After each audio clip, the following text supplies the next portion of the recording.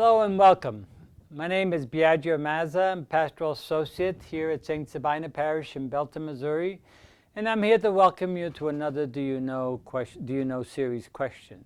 Today's question is, do you know why fasting is a spiritual exercise in various religious traditions?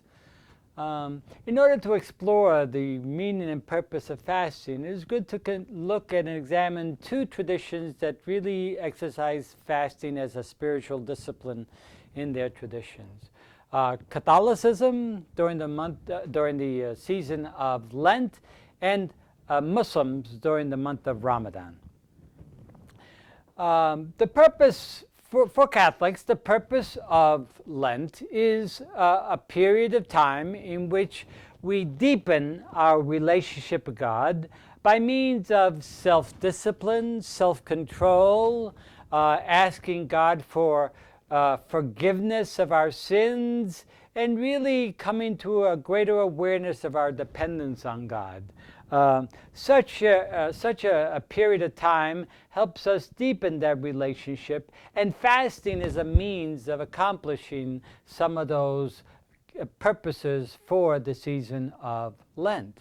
Similar to the Muslim tradition, the month of Ramadan is a time in which they use for fasting for the purpose of same exact things, namely deepening their relationship with God, their understanding of the revelation that God has given to them through the Qur'an, and actually using the exercise of fasting as a means of self-control and self-discipline, while always, as we do in Lent, always attuning ourselves to being kind and considerate, generous, and caring for those who are in need. The time of Lent for us is a time of entering more deeply into the Paschal mystery of Christ's passion, death, and resurrection. And understanding what that Paschal mystery means for us in our everyday lives. So too for Muslims, Ramadan is a time of deepening their understanding and their relationship with God by deepening their understanding of God's revelation to them during God's revelation to them in the Qur'an. Because it was during the month of Ramadan, is believed by Muslims, that God began God's revelation to Muhammad, and which ultimately resulted in the Qur'an. As a matter of fact, on the 27th day of the month of Ramadan, it is known as the day in which revelations began. And the entire month is devoted to the reading and reflection and deepening our understanding of God's revelation in the Qur'an.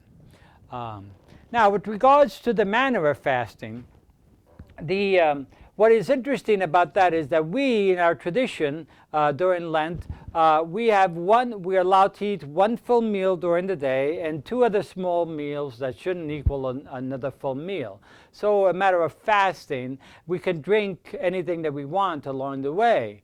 In the Muslim tradition, it's a stricter fast where they from sunrise to sunset, nothing is to touch their mouth, not even water. No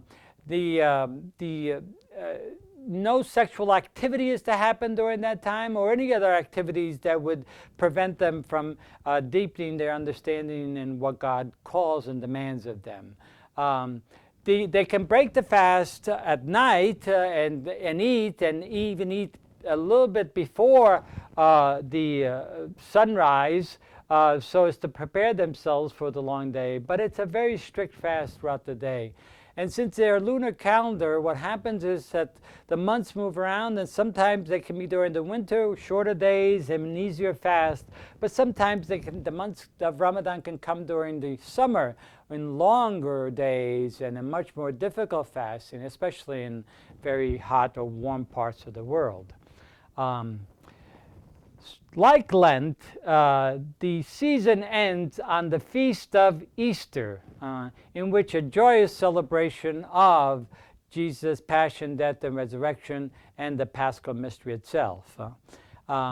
So too for Muslims, the end of Ramadan ends on a 3-day celebration in which they revel in the deeper relationship that they've entered to God, their deeper understanding of the Qur'an and the meaning and purpose that it has in their lives, and the celebrations with families, in eating special foods, doing special prayers, and enjoying life and God's dependence on God in their lives.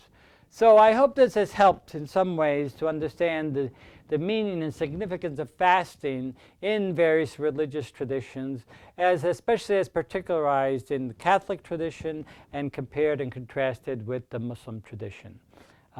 So I hope this has been informative for you, and that I hope that you will return once more again to further your understanding of our spiritual practice and the various religious traditions that we are engaged with.